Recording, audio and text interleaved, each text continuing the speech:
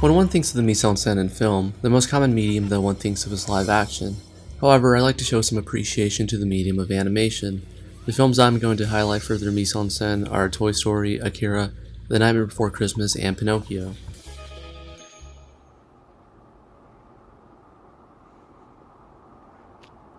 Director Henry Selick's The Nightmare Before Christmas' opening scene establishes the atmosphere of the town with its dark colors and German expressionist architecture. This is Halloween, this is Halloween, Halloween, Halloween, Halloween, Halloween. An interesting part of the setting is also the spiral imagery which, in ancient history, has been associated with the journey and change of life. This can be seen in the change from fall to winter, highlighted by the orange titles in the beginning changing to white by the end, and every major character moment for Jack, such as his lamenting of Halloween, falling into the land of Christmas, and his acceptance of his feelings for Sally. We're simply meant to be. Walt Disney's Pinocchio, which follows the adventure of the titular character made of wood, also has its opening titles on a wooden background. The film has a variety of settings from Geppetto's workshop, the village of Tuscany, Pleasure Island, and the ocean. In Geppetto's place, every single clock, toy, and music box has its own unique quirk and personality that was painstakingly thought out, sketched, drawn, and finally painted.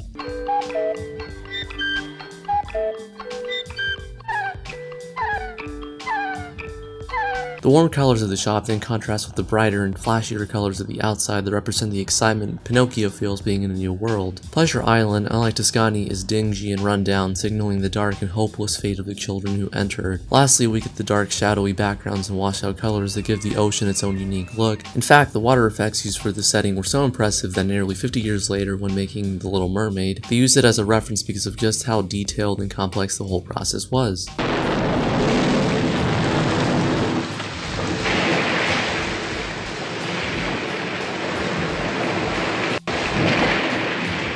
Katsuhiro Otoma's Akira's cyberpunk aesthetic of Neo-Tokyo, inspired partially by Blade Runner, has a vibrant and colorful look that clashes with the rundown appearance of everything else. And with a multiplane camera, it gives a stunning effect of the city having depth and dimension, all topped off by the rich and gritty detail of every environment. John Lasseter's seminal Toy Story, to reflect on the joy of childhood, has a vibrant color palette that pops out on screen. The film also displays a lot of detail in things most overlooked, like the fabrics and furniture, or the scuff marks on the floor. The environment also employs foreshadowing, like the blue sky on Andy's wall, which parallels one of the main characters' Buzz's desire to fly, which is highlighted during the climax. Hey, Buzz! You're flying! The rocket that Sid uses to blow up a toy earlier eventually leads to other rockets that would get Woody and Buzz both in and out of trouble.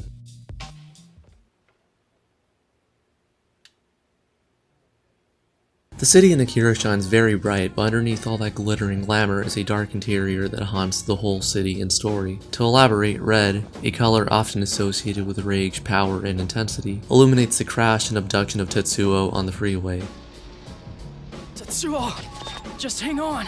Back to The Nightmare Before Christmas, despite the chiaroscuro of Halloween Town, this isn't done to show that Halloween Town is bad or evil. The darkness is not bad and light is not all good is a prominent visual theme here. That's our job. But we're not mean. This is further illustrated with the lair of the main antagonist, Oogie Boogie. Unlike the rest of Halloween Town, Oogie's casino-inspired abode are filled with neon lights and other colorful machines which, instead of creating a feeling of safety and happiness, fills you with dread and fear. Pinocchio, as a part of the quote-unquote tar and sugar era of Disney, displays visual and thematic themes that can be both bright and cheery, but also dark and menacing. Pinocchio often has well-lit scenes surrounded by a lot of deep, dark shadows that haunt every frame. Light is also used in the film as a symbol of hope, such as the bright wishing star. The lack of light also shows the characters at the lowest, such as when Jiminy and Pinocchio are in Stromboli's wagon.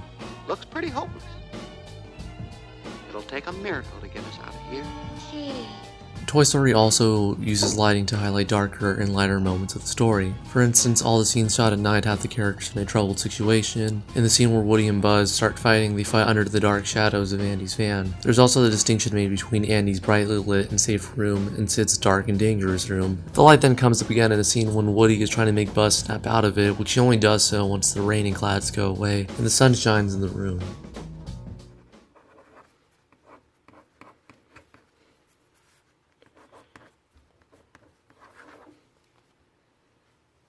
An interesting aspect about the characters Pinocchio and Jiminy Cricket are how different they are from their original designs. Jiminy looks nothing like a cricket and rather an old bald man with no nose and ears. Pinocchio is simply a regular boy with lines around his joints and nose. This was done intentionally since both original designs weren't considered sympathetic enough for audiences. Very wooden looking.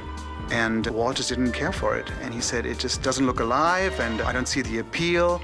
Characters like Honest John and Gideon are dressed in worn out and ripped clothing to reflect their social status. The coachman, dressed in red, has a similar color palette to Satan, which in media is typically depicted as red and associated by his minions of darkness, as shown in the film by the shadow-like creatures working for him. All the characters in The Nightmare Before Christmas are heavily stylized with exaggerated proportions and features. Jack, who is the authority figure of the town, towers over everyone with his lanky figure, while Santa Claus, for instance, is drawn short, round, and with small limbs to emphasize how physically unimposing and defenseless he is within the story. And Oogie Boogie is this large, hulking mass that gives him an intimidating presence. Oh, I'm feeling weak with hunger. Woody and Buzz are purposely dressed to be the polar opposites of each other, with Woody, the old-fashioned cowboy, feeling like he's being replaced by Buzz, the space ranger of tomorrow. The color palette of both Sid and Andy's toys correlates with the way they dress. Andy dresses in brighter colors to reflect his positive and friendly attitude, while Sid dresses in black to reflect his dark and disturbed personality. Interesting enough, Andy, before he gets Buzz, is seen wearing a green shirt, which is also the primary color found around Buzz's chest area. To complement the rebellious attitudes of the main teenage characters in Akira, they're all dressed in tattered clothing, like jackets, boots, and gloves to oppose the suits and ties of the authority figures that try to control them. Also worth noting is the angular and boxy designs of all the characters, which compared to the rounder, more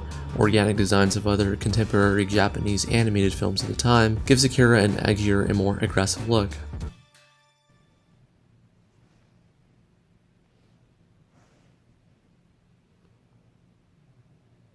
The Nightmare Before Christmas uses relatively steady camera movement with various long and sweeping shots and static movement in others. The film also likes to utilize a lot of close-ups and first-person perspective shots and scenes to create discomfort and unease, such as the low-angle introduction of Oogie Boogie. Well, well, well. What have we here? Santa Claus, huh? Ooh, I'm really scared.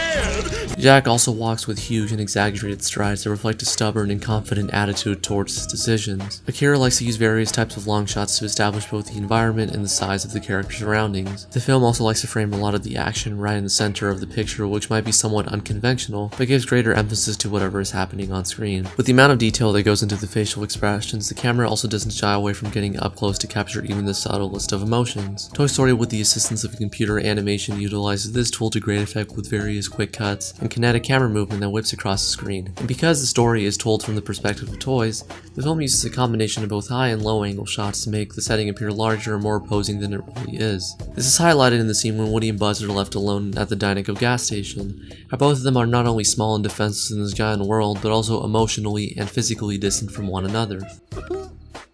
Oh, the lost toy. Pinocchio begins the second act with a bird's eye view of the town and the sight of church bells signaling the beginning of a new day in life, as a continuation of the previous scene of Geppetto getting his wish for his son granted. With this opening frame, we see the children and inhabitants all frolicking around, going about their day, giving life to the town. The film throughout also chooses to use crane shots, often to symbolically look down the actions of Pinocchio and other characters. Contrarily, we also see low-angle shots from Jiminy's perspective that show his relative insignificance to Pinocchio as a conscience. Monster of the Whale's body is also almost never shown in its entirety to emphasize just how enormous he is, and Lampwick's transformation is never framed in its entirety either. Instead, we're treated to Pinocchio's horrified reaction to it happening in the shadows.